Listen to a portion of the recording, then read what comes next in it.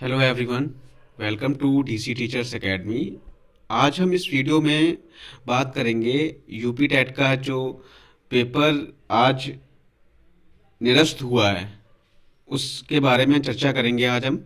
और बहुत ही दुख होता है जब कोई बच्चा साल भर और या 6 महीने से इस परीक्षा की तैयारी कर रहा होगा और वो उम्मीद लगा करके ये बैठता है कि मैं जल्दी से जल्दी शिक्षक बन सकूं, अपने माँ बाप के सपनों को साकार कर सकूं।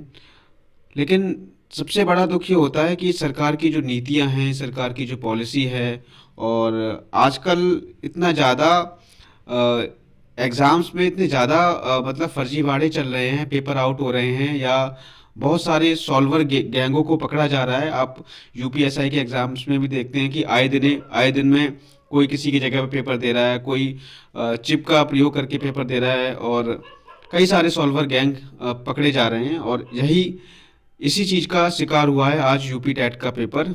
और यूपी टेट का जो पेपर है, जैसा कि आपको पता है कि आउट हुआ था बुलंदशहर और आपका गाजियाबाद, मथुरा जिलों में पेपर आउट होने की चर्चा हुई थी। और इसी को देखते हुए सरकार द्वारा ये निर्णय लिया गया कि इस पेपर को इस पेपर को निरस्त किया जाना ही बेहतर रहेगा। हालांकि सब लोगों की इसकी अलग अलग राय है। कुछ लोग कह रहे हैं कि वैकेंसीज सरकार देना नहीं चाह रही है, इसीलिए इस पेपर को जो है आउट करा करके क्या इसलिए पेपर को रद्द किया गया है। हालांकि क्योंकि उनका एक तरीके से जहाँ तक है शक सही भी जाता है, क्योंकि कुछ पेपर जैसे अभी जूनियर एडिट का पेपर हुआ था, तो जूनियर एडिट के पेपर में भी पेपर आउट हुआ था, लेकिन उसमें इस तरीके की कोई भी कार्रवाई नहीं की गई, पेपर को रद्द नहीं किया गया। हालांकि वो उसको भी रद्द किया जाना चाहिए, सरकार को कुछ ना कुछ एक्शन लिया जाना चाहिए था उसके खिलाफ, लेकिन कोई एक्शन नहीं लिया गया। पता नहीं सरकार किस तरीके से क्या सोचती है, उसकी क्या नीतियां हैं सरकार का। कहीं ना कहीं इसके लिए प्रशासन जिम्मेदार है, क्योंकि ये जो पेपर हैं ये प्रशासनिक स्तर से ही कराए जाते हैं, प्रशासन को जिम्मेदारी सौंपी जाती है और प्रशासन ही अपनी निगरानी में इन सब चीज़ों को कराता है। और तो कह सकते हैं हम कि प्रशासन की इसमें बहुत बड़ी लापरवाही है, और इसका जो खामियाजा है, जो शिक्षक जो मतलब अभ्यर्थी हैं जो शिक्षक बनने जा रहे हैं उनको भुगतना पड़ता है कहीं ना कहीं जा करके। ठीक है, फिलहाल आप उम्मीद मत छोड़िए, और आप लोगों को कोई भी मतलब होप नहीं छोड़नी है, मोटिवेट रखना है अपने आप को। और दूसरी बात है कि आपका अब यूपी टेट से पहले जो सी टेट का एग्ज़ाम है, आई थिंक सभी ने भरा होगा, जिसने यूपी टेट भरा है उसने सी टेट भी भरा होगा। तो यूपी टेट को छोड़ करके अभी फिलहाल आप सी टेट पर ध्यान दीजिए, और सी टेट का जो एग्ज़ाम आपका होने वाला है उस पर आप ध्यान दीजिए। अब सी टेट की आप तैयारी कीजिए, सी टेट पर लग जाइए, क्योंकि सी टेट में बहुत ही कम इस तरीके का हो पाता है कि पेपर आउट वगैरह की चर्चे हो। ठीक है, और सीटेट का एग्ज़ाम अब ऑनलाइन है, तो मोस्टली अब कोई आपका बायोमेट्रिक भी वहाँ पे होगा, तो कोई भी किसी की जगह पे पेपर नहीं दे सकता। तो आप सीटेट पर ही अपना ध्यान फोकस करिए। फिलहाल आज मेरे सामने ये पेपर है बाल विकास का, एक टेलीग्राम ग्रुप में पढ़ा था तो मैंने डाउनलोड किया है। ठीक है, तो चलिए देखते हैं किस तरीके का पेपर आया है। आप इससे अंदाज़ा लगा सकते हैं कि आपके आगे आने वाला पेपर किस तरीके का हो सकता है, और या आपका सुपर टेट का पेपर जो आप आगे दोगे वो किस तरीके का हो सकता है। तो आपने अगर चैनल सब्सक्राइब नहीं किया तो सब्सक्राइब कर लीजिए और बेल आइकन को दबा लीजिए। और देखो, अब हमारे इस चैनल के माध्यम से सी टेट की तैयारी आपकी होगी। कल से आपकी सी टेट की क्लासेस स्टार्ट हो जाएंगी, एंड देन सी टेट के बाद में आपकी सुपर टेट की क्लासेस स्टार्ट हो जाएंगी। ठीक है, बाकी सी टेट की सुपर टेट की वैकेंसी के बारे पर चर्चा करेंगे हम लोग, और उसके लिए अलग से वीडियो बनाऊंगा। फिलहाल आज हम पेपर को देख लेते हैं कि पेपर किस तरीके का आया था, उसकी आंसर की के बारे में हम डिस्कशन करेंगे। ठीक है, तो चलिए स्टार्ट करते हैं। देखिए, पहला क्वेश्चन दे रखा है, निम्न में से कौन सा शिक्षण का स्तर नहीं है। तो देखो, शिक्षण का जो है आपके 3 स्तर होते हैं। जो पहला स्तर जो होता है आपका स्मृति स्तर, दूसरा होता है अवबोध स्तर, और तीसरा होता है चिंतन स्तर। तो चिंतन स्तर को हम रिफ्लेक्टिव लेवल कहते हैं। तो यहाँ पे इसका इंग्लिश इस पेपर में नहीं है, और क्योंकि अभी इसका इंग्लिश छुपा हुआ है, तो आप इंग्लिश को देख करके मुझे जहाँ तक लग रहा है इसका तीसरा ऑप्शन सही होगा, क्योंकि यही अभिप्रेरणा स्तर जो है आपका एक तरीके से शिक्षण का स्तर नहीं है। ठीक है, आगे बढ़ते हैं। विज्ञान के मनोसामाजिक सिद्धांत का प्रतिपादन किसने किया था। तो देखो, विज्ञान के मनोसामाजिक सिद्धांत का प्रतिपादन एरिक्सन ने किया था। देखो, एरिक्सन का मैंने मनोसामाजिक सिद्धांत आपको पढ़ाया है, और जो पहला वीडियो था पहला या दूसरा वीडियो है मेरा, जब मैंने आपकी क्विक रिवीजन सीरीज चलाई थी तो मैंने आपको एरिक्सन का मनोसामाजिक सिद्धांत पढ़ाया था। तो ऑप्शन नंबर 3 करेक्ट होगा। निम्नलिखित निम्न में से कौन सा थॉर्नडाइक द्वारा दिया गया अधिगम का मुख्य नियम नहीं है? तो जो है थॉर्नडाइक ने आपके प्रभाव का नियम, अभ्यास का नियम और तत्परता का नियम दिया है, लेकिन अभिवृत्ति का नियम नहीं दिया है। तो ऑप्शन नंबर यहाँ पे 4 सही हो जाएगा। आगे बढ़ते हैं। कोहलर और कोफा, कोहलर, कोफा, वर्दीमर, ये सब गेस्टॉल्ट वॉथ के मनोवैज्ञानिक माने जाते हैं और इसका राइट आंसर होगा आपका ऑप्शन नंबर ए। कोहलर और कोफा ने गेस्टॉल्ट वॉथ मतलब सूझ के द्वारा सीखने के अधिगम को प्रतिपादित किया था। सामाजिक निर्माणवाद के, सोशल कंस्ट्रक्टिविज्म के जनक कौन है? तो लेव वाइगोस्की, जो एक रशियन मनोवैज्ञानिक थे। इन्होंने ही सोशल जो है सामाजिक निर्माणवाद का, इनको ही जनक माना जाता है, ठीक है, क्योंकि इन्होंने ये कहा है कि अधिगम में जो है कहीं ना कहीं समाज की एक मुख्य भूमिका होती है। निम्न में से कौन विकास की विशेषता नहीं है? तो विकास की विशेषता दिशात्मक होता है विकास, ठीक है, विशिष्ट होता है और अनियंत्रित एवं स्वतंत्र भी हो सकता है, लेकिन संचयी नहीं होता। आगे बढ़ते हैं। हेरिडिटरी जीनियस पुस्तक के लेखक कौन है? तो गॉल्टन है। गॉल्टन को मैंने बताया था कि सुजन निकी के पिता भी इनको कहा जाता है, मैंने पढ़ाया था आपको ये। अब आपने अगर मेरी जो सीरीज देखी होंगी क्विक रिवीजन सीरीज, या मैंने आपको लास्ट टाइम में जो प्रीवियस ईयर क्वेश्चंस मैंने कराए थे उसमें मैंने बताया था, और मेरा बात का विश्वास करिए, आप प्रीवियस पेपर को उठा के देख लीजिए, मोस्टली क्वेश्चंस कम से कम 10 से 12 क्वेश्चंस रिपीट हुए हैं बाल विकास में, ठीक है। देखो संज्ञानात्मक संप्राप्ति का न्यूनतम स्तर क्या होता है? तो ज्ञान होता है। ज्ञान पहला स्तर, बोध, अनुप्रयोग, विश्लेषण, संश्लेषण, मूल्यांकन, ये आपके स्तर होते हैं। तो सबसे न्यूनतम स्तर जो होता है वो आपका ज्ञान होता है, ठीक है। आगे बढ़ते हैं। सूक्ष्म शिक्षण का अंतिम सोपान है वो आपका है पुनः योजना, पुनः योजना। आगे बढ़ते हैं। गिलफोर्ड के अनुसार अपसारी चिंतन में आवश्यक क्या है? तो विचार प्रवाह आवश्यक है। आगे बढ़ते हैं। मस्तिष्क उद्वेलन विधि के प्रतिपादक कौन है? तो मस्तिष्क उद्वेलन विधि के प्रतिपादक जो है वो आपके ऑसबोर्न है। प्रासंगिक अंतर्बोध परीक्षण संबंधित कौन है? तो मार्गन एवं मोरे, दोनों यहाँ पे सही होगा। देखो ज्यादा मैं डिस्कस नहीं कर रहा हूँ, बस सिंपली आपको जो भी है वो मैं बता दे रहा हूँ, ठीक है। अगला है सृजनात्मक चिंतन की प्रथम अवस्था क्या होती है? तो जो सृजनात्मक चिंतन की जो प्रथम अवस्था होती है वो होती है आयोजन यानी प्रिपरेशन। आगे बढ़ते हैं। उद्दीपक अनुकूली सिद्धांत का प्रतिपादन किसने किया था? तो वो आपके थॉर्नडाइक ने किया था। कौन से कारक अधिगम को प्रभावित करते हैं? तो आपके सभी कारक हैं, चाहे वो व्यक्तिगत कारक हो, आपके वातावरण संबंधी कारक और सामाजिक कारक, सभी कारक होते हैं। बहुबुद्धि का सिद्धांत किसने दिया था? तो बहुबुद्धि का सिद्धांत जो है आपके गार्डनर ने दिया था। स्पियरमैन ने बुद्धि के द्विकारक का सिद्धांत दिया था, मैंने बुद्धि वाले चैप्टर में आपको पढ़ाया है। प्रोजेक्ट विधि के कौन है? प्रोजेक्ट विधि जो है किलपैट्रिक से संबंधित है, ठीक है। आगे बढ़ते हैं। पाठ योजना में छात्र के पूर्व अधिगम से संबंधित है। तो उद्देश्य लेखन, प्रस्तावना, प्रश्न, जब हम छात्रों से जो है एक तरीके से टॉपिक निकलवाते हैं तो उनके पूर्व अधिगम के बारे में जानना चाहते हैं, तो पूर्व अधिगम के लिए हम प्रस्तावना प्रश्न का प्रयोग करते हैं। गलत वाक्यों को चुनें। छात्र सबसे अच्छा स्वाभाविक वातावरण में सीखते हैं, बिल्कुल सही है। छात्र सबसे अच्छा करके सीखते हैं, बिल्कुल सही है। छात्र सबसे अच्छा खेल खेल में सीखते हैं, बिल्कुल सही है। छात्र सबसे अच्छा नियंत्रित वातावरण में सीखते हैं, बिल्कुल गलत है, ठीक है। आगे बढ़ते हैं।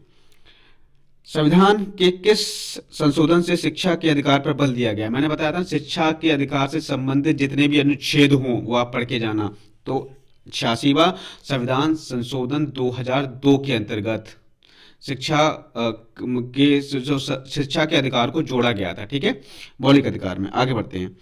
शिक्षण के कार्य में सम्मिलित है तो उपरोक्त सभी। शिक्षण सबसे कम प्रभावशाली होगा जब शिक्षक एकाधिकारवादी होगा, विद्यार्थी निष्क्रिय रहेंगे, केवल लिखने पर बल हो, या उपरोक्त सभी। उपरोक्त सभी यहाँ पे आंसर होगा।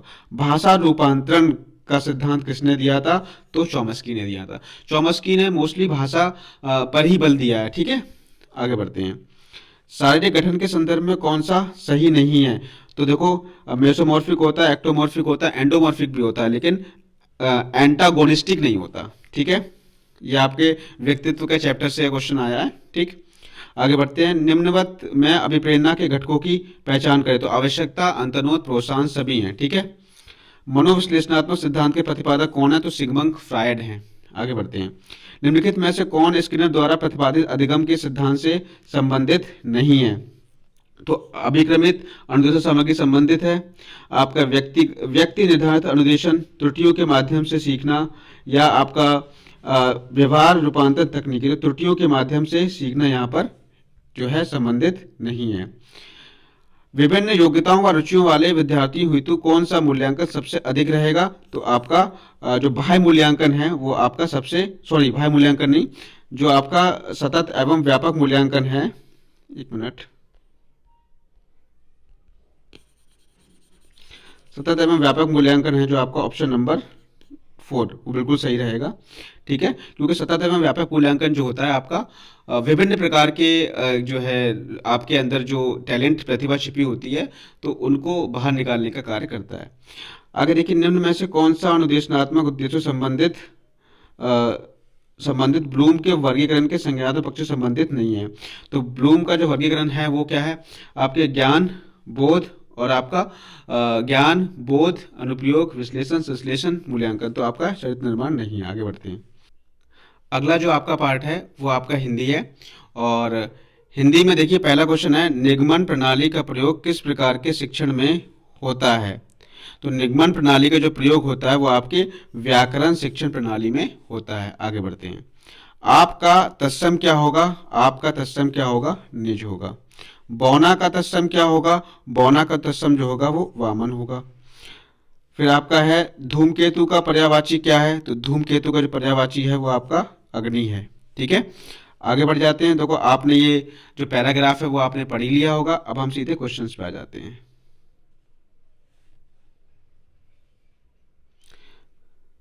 तो क्वेश्चन है उपर्युक्त पंक्ति में कौन मनुष्य के हाथों में अद्भुत और अतुल्य शक्ति दे रहा है? तो इसका जो राइट आंसर है वो है विज्ञान।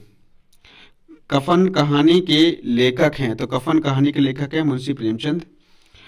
उदित उदयगिरी मंच पर रघुबर बाल पतंग, बिकसे संत सरोज सब हर्षे लोचन भृंग। इसका जो राइट आंसर है वो इसमें कौन सा अलंकार है? रूपक अलंकार है। उससे बैठा नहीं जाता है में कौन सा वाच्य है? तो कौन सा वाच्य है? भाववाच्य। राम धीरे धीरे पढ़ता है में कौन सा अव्यय है? तो राम धीरे धीरे पढ़ता है उसमें क्रिया विशेषण अव्यय है। फिर हिमालय से गंगा निकलती है में किस प्रकार के कारक का प्रयोग हुआ है? तो वो आपका अपादान कारक का प्रयोग हुआ है, क्योंकि अलग होने की बात यहाँ पे हो रही है। वह खेल रहा है में किस प्रकार की क्रिया है? तो वो उसमें आपकी कौन सी क्रिया होगी? आपकी अकर्मक क्रिया होगी।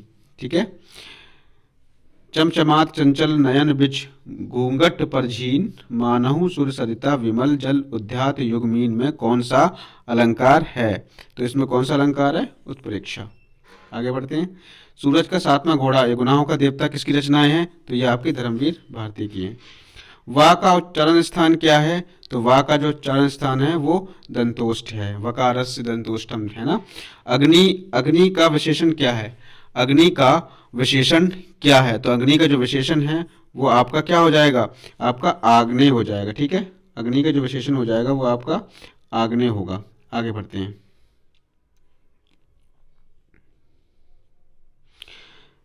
46 है, तेजाब में कौन सी संज्ञा है? तो तेजाब में आपकी द्रव्यवाचक संज्ञा है। कौन सी संज्ञा है आपकी? द्रव्यवाचक संज्ञा है। नाव जल में तैरती है में कौन सा कारक है? तो आपका अधिकरण कारक है। महेंद्र का सही संधि विच्छेद क्या है? तो महेंद्र का सही संधि विच्छेद है महा प्लस इंद्र। शेर को सवा शेर लोकोक्ति का क्या अर्थ है? तो शेर को सवा शेर का अर्थ है एक से बढ़कर दूसरा।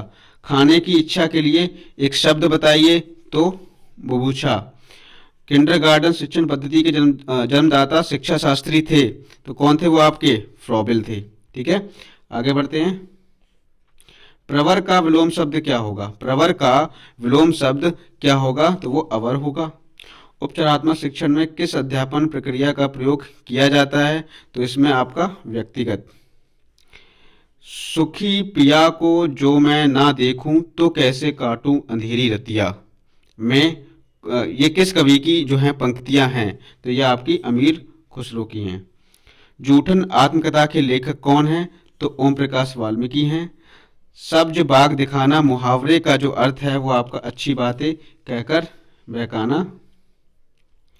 और आगे आपका है, जब कर्ता क्रिया एक क्रिया समाप्त करके दूसरी क्रिया में संलग्न होता है तो पहली क्रिया क्या कहलाती है? तो वो आपकी पूर्वकालिक क्रिया कहलाती है। फूले कास सकल महिहाई जनु बरसा ऋतु प्रकट फुल बड़ाई बुड़ाई, इन कवियों में इन पंक्तियों में कौन सा अलंकार है? तो वो आपका उत्प्रेक्षा अलंकार है। घर पहाड़ और नदी किस संज्ञा भेद के अंतर्गत आएगा? तो यह आपका जातिवाचक संज्ञा के अंतर्गत आएगा। उसने कुछ नहीं खाया में कुछ किस सर्वनाम का घोतक है? तो यह आपका अनिश्चयवाचक सर्वनाम का घोतक है। तो यह आपका हिंदी का पार्ट था। अब आगे बढ़ते हैं। अब हम बात करेंगे इंग्लिश के पार्ट के बारे में। ठीक है, इंग्लिश में देखिए, इंग्लिश में आपका क्वेश्चन है, question number 61, fill in the blank with the appropriate preposition. The coolie carried a suitcase, his head, तो ऑन हिज हेड आएगा। ठीक है, which of the following is a word is plural? तो आपका alumni क्या है? आपका प्लूरल वर्ड है। Choose an appropriate conjunction for the following sentence. तो यहाँ पे जो right, strike the iron it is hot, तो यहाँ पे आपका आ जाएगा व्हाइल इट इज हॉट। आगे बढ़ते हैं। Identify the correct passive voice for the sentence please sit down. तो प्लीज जो चेंज हो जाता है वो आपका you are requested to sit down में चेंज हो जाता है। ठीक है, which of the following alternatives is grammatically correct? तो कौन सा करेक्ट है? Bread and milk is a wholesome food. आगे बढ़ते हैं।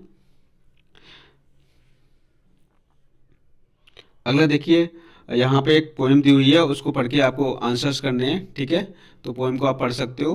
ठीक है, वीडियो पॉज करके। और बाकी मैं आप क्वेश्चन पे आ जाता हूँ। What is the meaning of the word flake? Flake word की मीनिंग क्या है? Small thin piece. आगे बढ़ते हैं।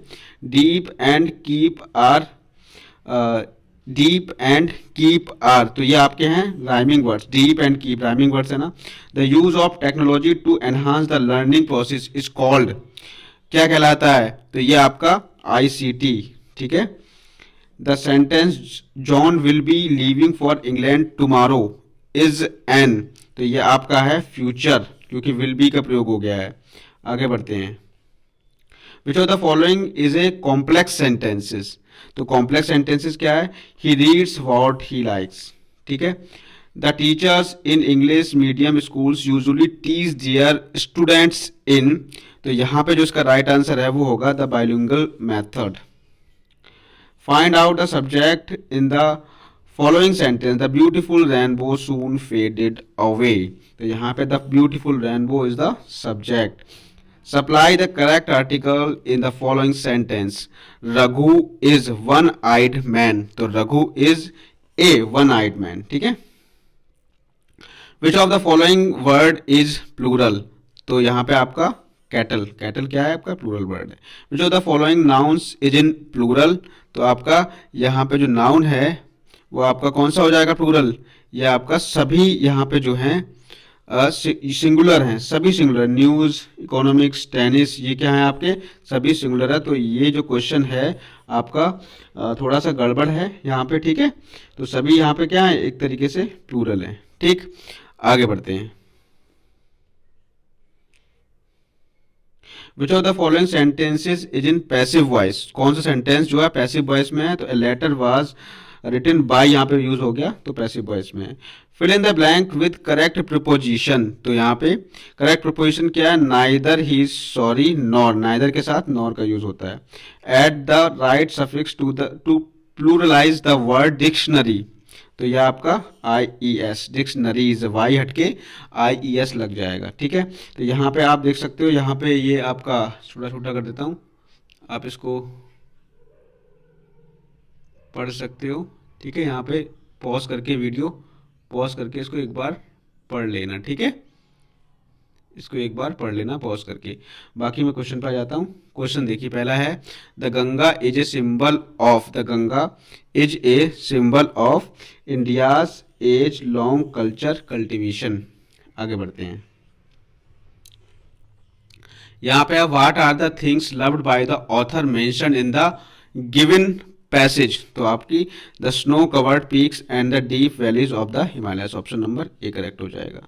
Fill in the blank with the appropriate preposition in the following sentences. I must congratulate you your exam, तो यहाँ पे जो राइट आंसर होगा to your exams.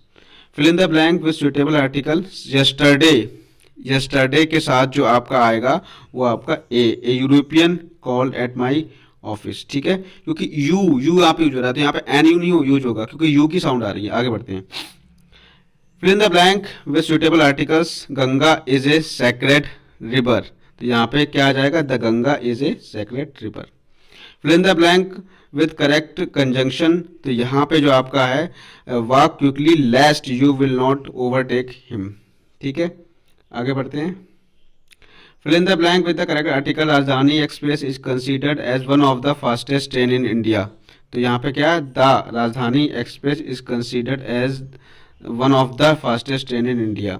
Which prefix can be use before all of the following words, तो यहाँ पे जो आपका है प्रॉपर, पोलाइट और मॉर्टल और मूवेबल, तो यहाँ का जो राइट आंसर होगा वो ऑप्शन नंबर 4 होगा, इम्प्रॉपर, इम्पोलाइट, इमोर्टल और immovable. Which of the following word is an abstract noun, तो ये आपका है humanity. Plural of maximum is, plural of maximum is maxima. Add the sign right suffix to pluralize the word memento, तो memento का क्या होगा यहाँ पे आपका add the right suffix memento, तो मोमेंटो में आपका ये हो सकता है मोमेंटोस, मोमेंटीज, मोमेंट्स, तो यहाँ पे ये मोमेंटो का जो यहाँ पे कुछ क्लियर नहीं हो पा रहा है क्योंकि ओ को हटा करके ना तो आई एस फिक्स बैठ रहा है या वाई एस भी फिक्स नहीं बैठ रहा है, तो यहाँ पे जहाँ तक हो सकता है तो 3 ऑप्शन हो सकता है, मोमेंटोस, इस तरीके से मोमेंटोस थर्ड हो सकता है, बाकी ये भी क्वेश्चन क्या है डाउट में, अगर मेरे हिसाब से हुआ तो थर्ड ऑप्शन होगा। आगे बढ़ते हैं। Identify the gender of the word Zarina, तो यहाँ पे जो आपका जेंडर है ये फेमिनिन जेंडर है, ठीक है। तो ये आपका इंग्लिश का सेक्शन था। अब आगे बढ़ते हैं हम।